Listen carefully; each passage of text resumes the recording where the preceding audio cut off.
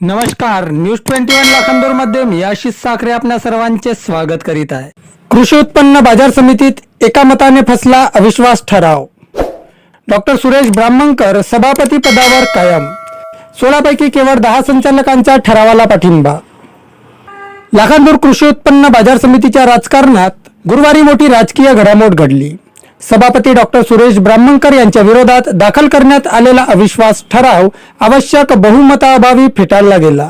त्यामुळे डॉक्टर ब्राह्मणकर यांनी सभापती पद कायम राखत राजकीय दृष्ट्या मोठा दिलासा मिळवला आहे। आज गुरुवारला बाजार समिती कार्यालयात उपविभागीय अधिकारी स्वाती देसाई यांच्या अध्यक्षतेखाली विशेष सभा पार पडली।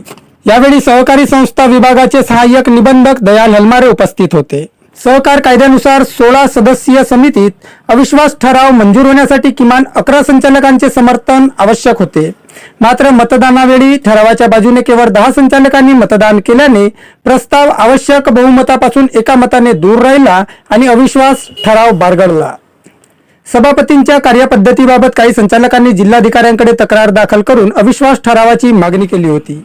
त्यानुसार विशेष सभा बोलावण्यात आली होती। मात्र निर्णायक क्षणी अपेक्षित संख्याबळ उभे राहू न शकल्याने विरोधकांचा डाव फसला। या निकालामुळे बाजार समितीतील विद्यमान सत्ता समीकरण कायम राहिले असून डॉक्टर सुरेश ब्राह्मणकर यांच्या नेतृत्वाला पुन्हा एकदा बळ मिळाल्याचे मानले जात आहे। दुसरीकडे काही संचालक सभेला अनुपस्थित राहिल्याने राजकीय वर्तुळात विविध चर्चांना उधाण आले आहे।